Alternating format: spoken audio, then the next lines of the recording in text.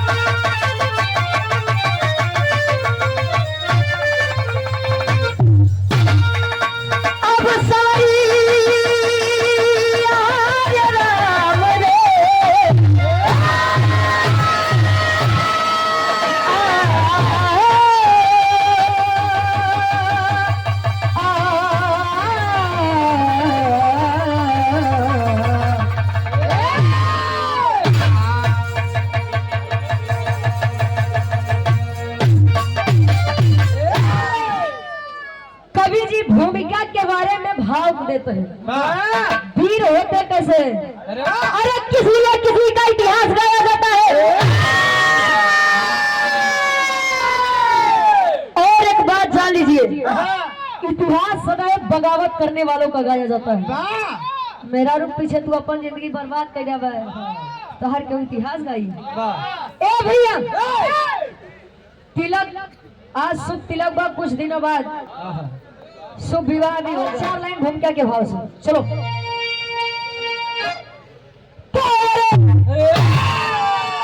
जंग बजता बिकुल में तो देखो सभी, रंग लाती खिलेरी की थी जब जब, रक्त की खून में खून है खून, अरे लोरी के लइका या भोरी की, अरे की छाती पे गर्जन करे सरवना, बोला ये भोरी माँ क्यों न पिंडा दान, मजरी कहे गुलामी न मंजूर मुझको, अरे कहे हक लगा वही बलवान हुआ।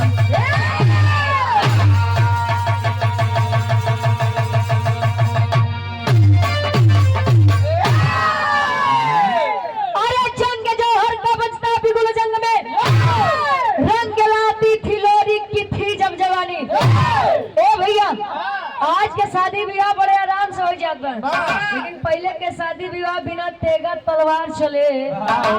पुरनिया काका दादा बताओ थे कि नहीं होत रहा। दुल्ही आने गए तो पता लग रास्ते में युद्ध हो गया, सिंदूर दान करे हैं, अब पता लग रास्तों में दुल्हा शहीद हो जाए। ऐसे ऐसे वीर हमारे भारत देश में थे। लोरी के लइका वीर अघोरी, अगर वीरताई के बारे में नाम लिया जाए तो वीर लोरी का नाम लोग इज्जत और मर्यादा के साथ लेते हैं। धीरे धीरे समय बीता, लोरी के लइका या भोरी जब बाल्यावस्था में किशोरावस्था में गया, मतलब लड़कई से जब जवानी में प्रवेश किया, तब माई दुर्गा के चौरा पे बैठ के पूजा आराधना विनती इबादत करे। पूरे फिरहाद के निष्कर्ष कवि जी गजल के भाव में देते हैं कैसे? कोनो लड़का कोनो लड़की से कहे, क्या कहे?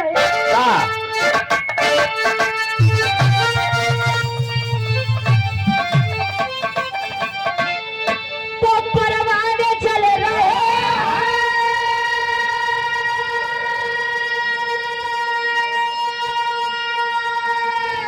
अरे परवाने चल रहे हैं तेरे इश्क के तमाम, अरे जानम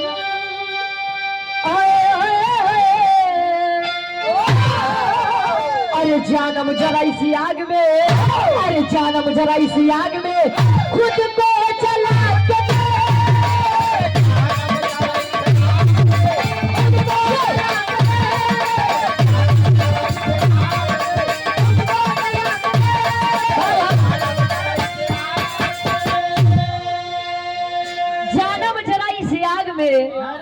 खुद को जला के देख। अच्छा पहले के पुरनिया काका दादा एक बात कहते हैं भैया कि जेकरे जवानी आवत है तो चुकरत की आवत नहीं कहे और जो तुम्हारी आई रही काहे काहे बता जाना था कि पहले के लोग अपन जवानी काम में खर्चा करे, लेकिन अरे मान ला पहलवानी, अब देखा था पहलवान भैया लोग कितना यहाँ बैठे हमारे तरफ प्रतापगढ़ दुइयो चार मिल जाए बहुत बड़ी बात है। ए भैया लेकिन आज के लड़कन के जवानी कब आवे, बुढ़ौती कब आवे, कुछ पता ही नहीं चलत बा। पता चले खटिए बीत जाता गाय तोहार बोलते ना बता बोलत कहा। ए भैया भाव पर गौर करेंगे एक लाइन वीरों के बारे में। वीर चाहे पहले के समय के हो और वीर चाहे अब के समय के हो, लेकिन वीर वीर ही होता है। कैसे?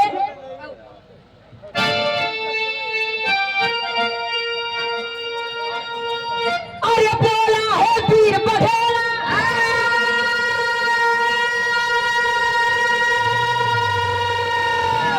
अरे बोला है वीर बघेला, अरे झंडा हिला के दे, अरे हट जाएगा समर से, अरे हट जाएगा समर से, पंजाब हिला के दे।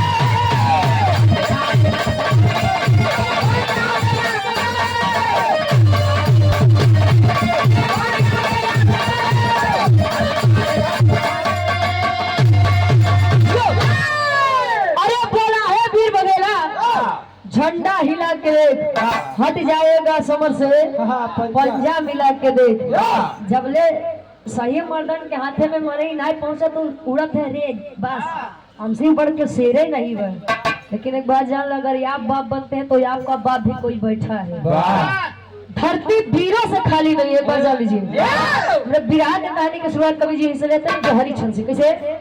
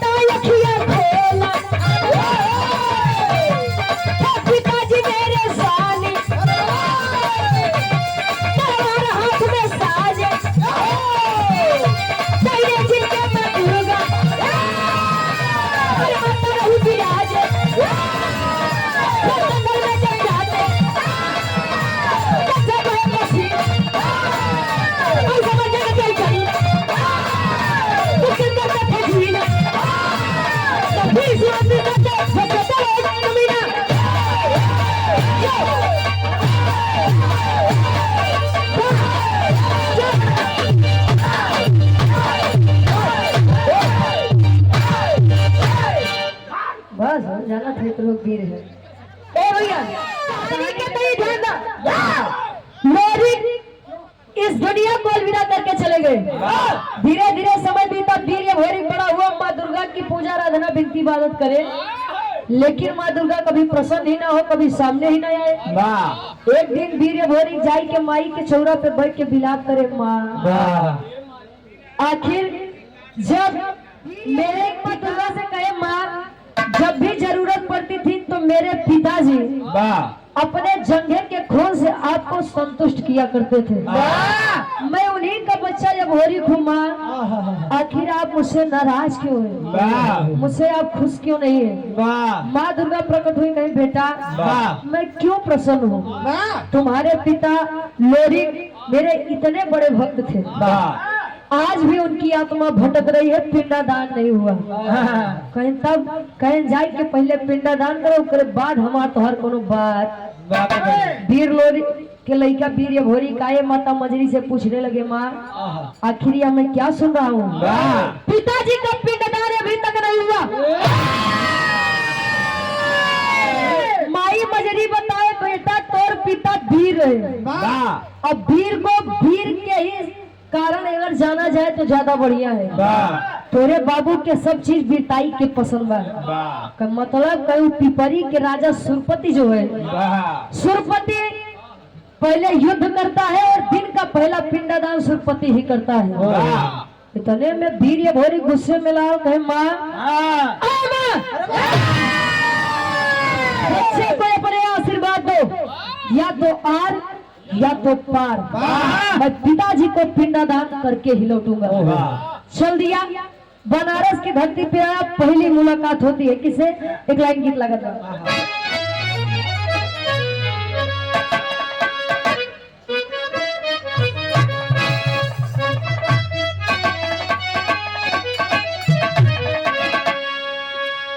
अरे जब से गवनवा के पहले के दुल्हन के गौना शादी के बाद होत रहा, तो लोग डराए कि यार हमारे सास ससुर हमार दुल्हा कैसे मिली। आज के सास ससुर डरा थे कि हमार पतो हो कैसे मिली। पता ना साल 6 महीना साथ राय दी कि अलगाई दी। दुल्हन अपने सखी सहेली से बतावे का,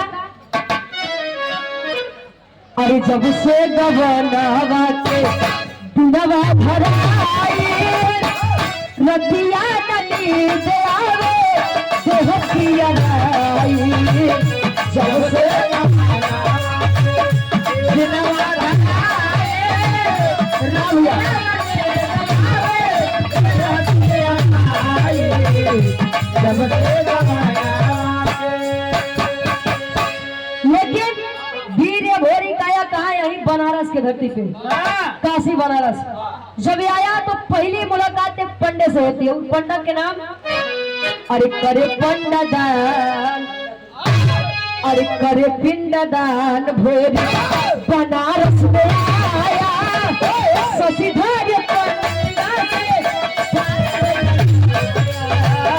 अरे पिंडदान भोरी बनारस में आया,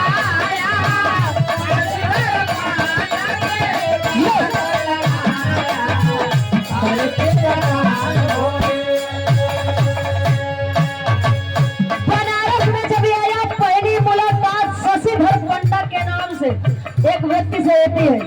शशिधर पंडा से वीर भेरी कहे मैं अपने पिता लोरी का पिंडदान करने आया हूँ।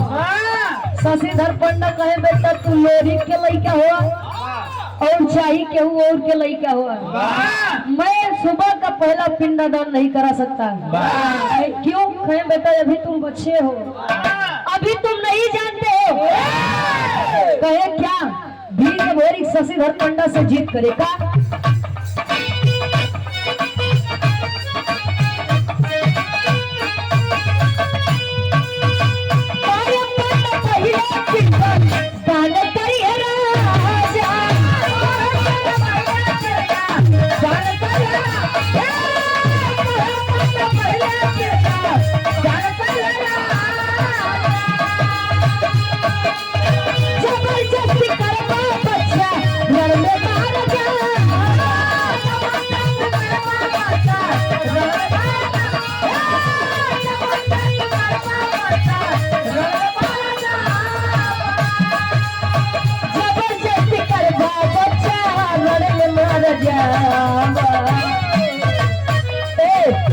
सुन के बचन भोरी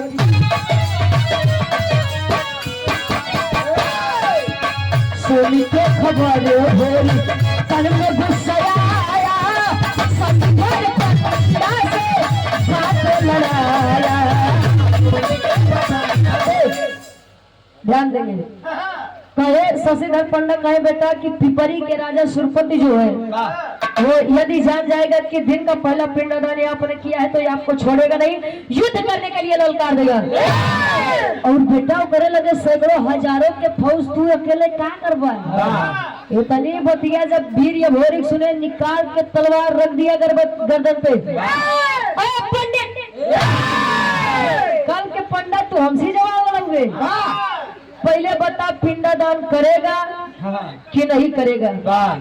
अब शशिधर पंडा सोचे न करवाऊ कई मार दे, पिंडदान करवाए दे तो मार दे, आखिर हम जाई तो जाई कहाँ?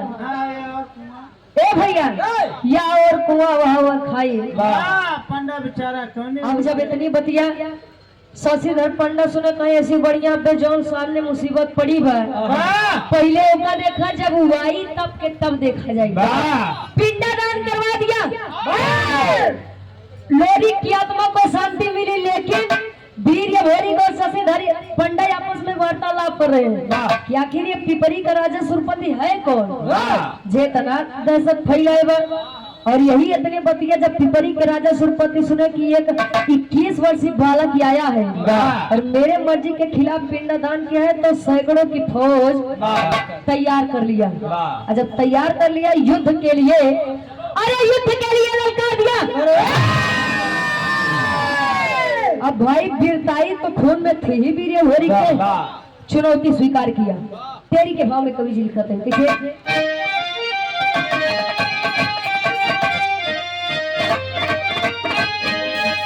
जवानी जंगी जूझे जम के, अरे जवानी जंगी जूझे जम के, बलोरी पूत या भोरी कहे बिटाओ हमको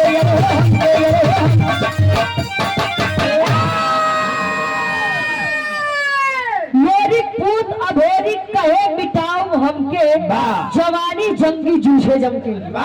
हम के मतलब घमंड, घमंड है सुरपति को कि मुझसे बड़ा वीर इस संसार में कोई नहीं है। और जब यहाँ से पिपरी के राजा सुरपति हजारों के सेना में और इस तरफ वीर अभोरी अकेला लड़का तेगा तलवार चल रहा है। हमने विराट के आखिरी गीत लगा था कैसे,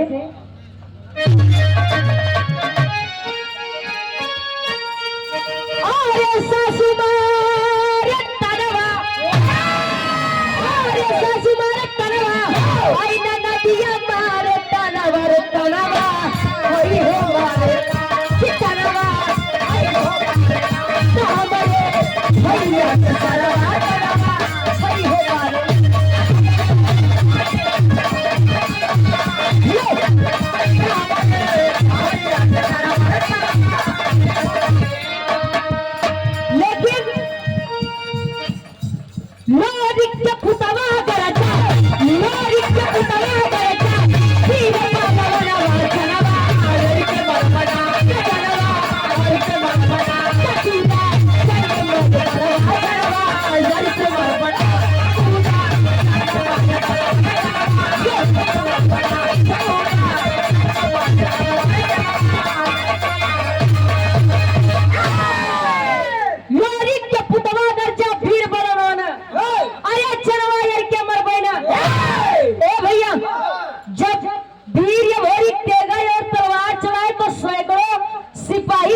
हो जाए।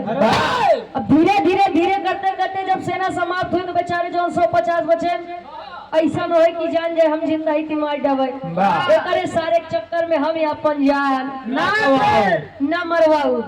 अब लेट गया, जे बात करते हुआ लेट गया, कहीं बसी कैसे जाने की हम मर गई। इतनी बतिया करते करते करते करते जब वीर अभोरी सुरपति के पास पहुंचा, घोड़े पे बैठा है, कॉलर पकड़ के खींच लिया। अबे तक बड़का वीर बनत रहे, कुत्तन के फौज लेके वीर बन रहे थे। आज तो पता चली तो कि कैसी सामना भगा। अब वीर अभोरी मोहे तक करिखा पतवाई के गदहा पे बैठाई गई। सुरपति पिपरी के राजा के ऐसा कोनो बनारस के गली नहीं बची जे पर घुमाए न हो। बनारस का कोना कोना जब घुमा दिए, आयन बैठे शशिधर पंडा और सुरपति और वीर अभोरी। तब ध्यान देंगे, अब कहानी हमारी हारे से मोड़ ली। सुरपति के एक बिटिया जेकर नाम केवला पतिया बताया, केवला पतिया। आज के समय में ये ऊनम पूनम नाम है। हाँ, पहले ही सोनवा केवला पतिया, सुगा पंखिनी है सब नाम रहा था। ए भैया, केवला पतिया बताएगा बड़ी ही सुंदर लड़की थी। लोरी के लड़का वीर अभोरी के वीरताई पर पहले से ही प्रसन्न थे। चर्चा तो थी ही, कहे कि आखिर देखे के जो हमारे पिताजी के अपमान हमारे नगरी में करेगा। ओ भैया, एक बात यह ध्यान देंगे कि केवला पतिया जादूगरनी थी, जादू करती थी। आइस जब देखे कि वीर अभोरी बैठा है, वीर अभोरी कुछ कर पहुंचे, ऐसे पहले केवला पतिया अपन जादू चलाए। कौन जादू? पापड़ के भाव में कवि जी लिखते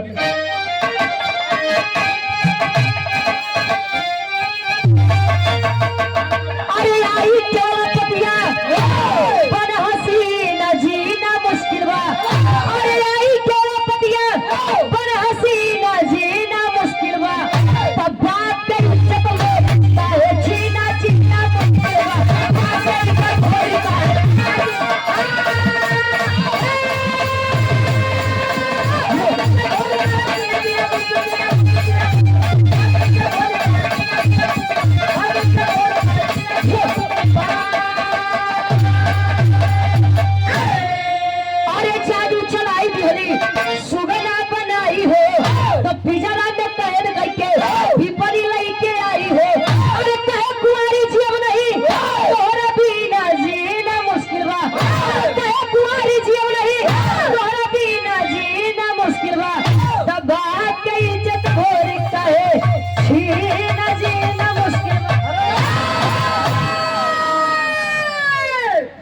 जादू से वीर भोरी को सुगना सुगा हाँ बनाई के पिजरा में कैद करके जब पिपरी वापस लेके आए तो एक बात केवल पतिया करे, दिन में वीर भोरी सुगना बना रहा है, लेकिन जब रात हो तब केवल पतिया उनके पुरुष के तन नहीं दे, लड़का के तन नहीं दे। काहे बने जबरदस्ती प्रेम करना चाहिए, जबरदस्ती प्रेम करना चाहिए, लेकिन वीर भोरी कहे लड़की ये मेरे शान के खिलाफ है, तो चाहते है कि हम तो से प्रेम करें, कदापि नहीं हो सकता। धीरे धीरे समय बीत रहा है। अब बिहार माता मजरी के गढ़गौरा में ही उनके चिंता सतावत बा, आखिर हमार लड़का हमार लल्ला अहम कहा। गढ़गौरा के दो वीर खबर लगाने के लिए भेजत है, और वो दो वीर के रहे आधा के भाव में कभी जी प्रमाण देते हैं।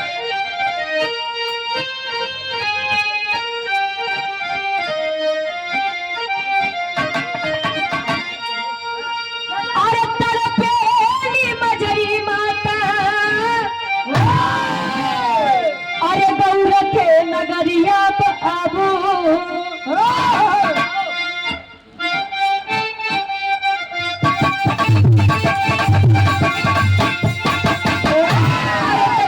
चनराई के दिहन पठा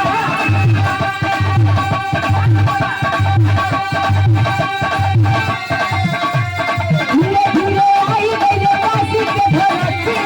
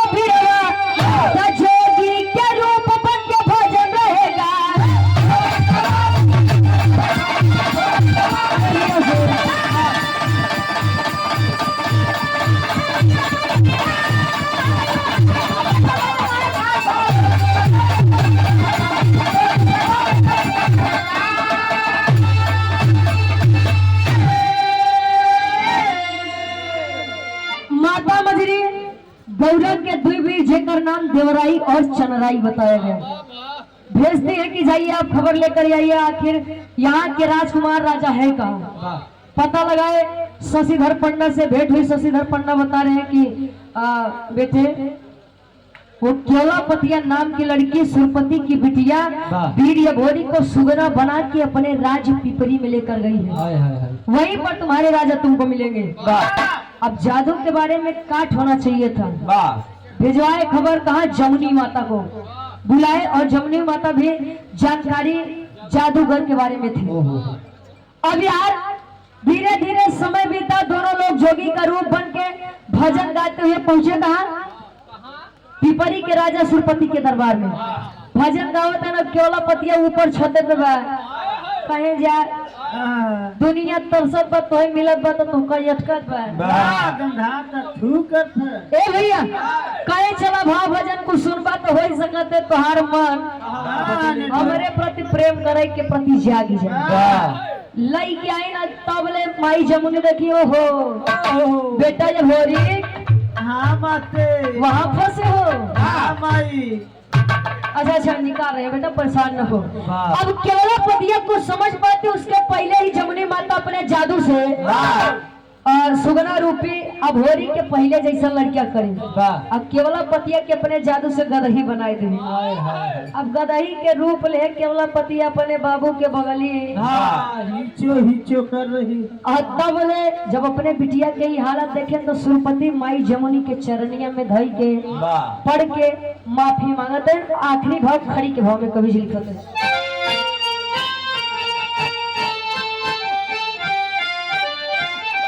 सुरपति जा करके माई जमुनी से अब तक रिश्ता बनावत बा।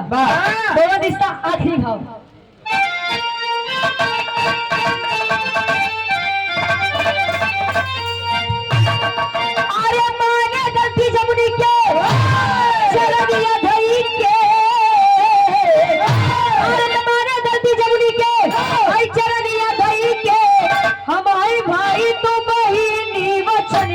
वही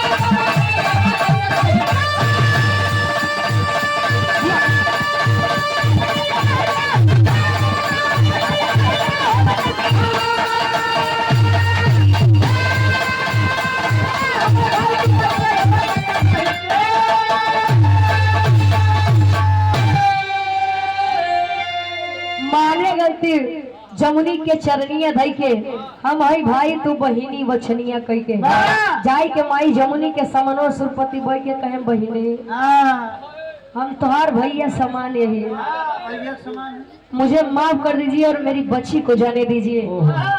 अब लेकिन वीर या भोरी तो गुस्सा ने साले यही के चक्कर में इसी के चक्कर में बतावा हम वीर होई के सुगना के रूप लेके एकर बिटिया कैद में रहे छोड़ो मनाई साले निकाल के तलवार जैसे गर्दन पे रखे माई जमने कहे बेटा ए बेटा तनी कंट्रोल कर। हाँ बैठा रहो कहे काहे बदे यही के चक्कर में हम सुगना बना रहे कहे बेटा देखो सामने से गलती मान रहा है और जो पानीदार मर्द होते हैं उनका शान मारदा जानो अपने आप खोई दी छोड़ वैसे कहे माई छोड़ो तब हमारे एक साथ बा सुरपति कहे कौन बच्चा कहे कहा जो बिटिया बा केवल पतिया ये हमके बड़ी मानत है बड़ी जानत है हमार शादी ऐसी करवाए तो छोड़ देते हो।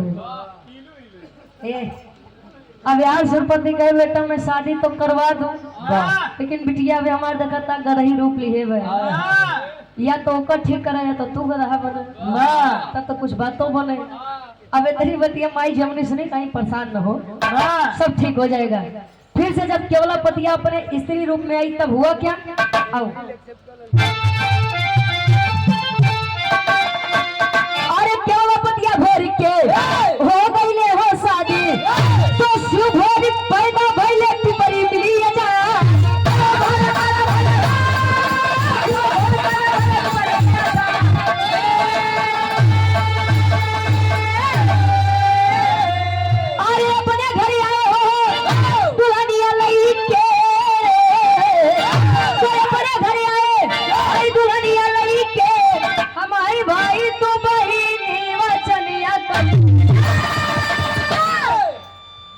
पतिया और वीर अभोरी की शादी हुई। पिपरी को आजादी देकर गढ़गौरा में सबके साथ जब वापस आए धीरे धीरे समय बीता वीर अभोरी और केवला पतिया के सहयोग से एक बच्चे का जन्म हुआ जिसका नाम शिव भोरी बताया गया। वीर लोरी के लड़का वीर अभोरी और वीर अभोरी के लड़का वीर शिव भोरी। मेरे विराट के शीर्षक रहा लोरी के पिंडादार और अभोरी के आखिरी में खानदान के परिचय बा। गुरु बिहारी गुरु गणेश गुरु राम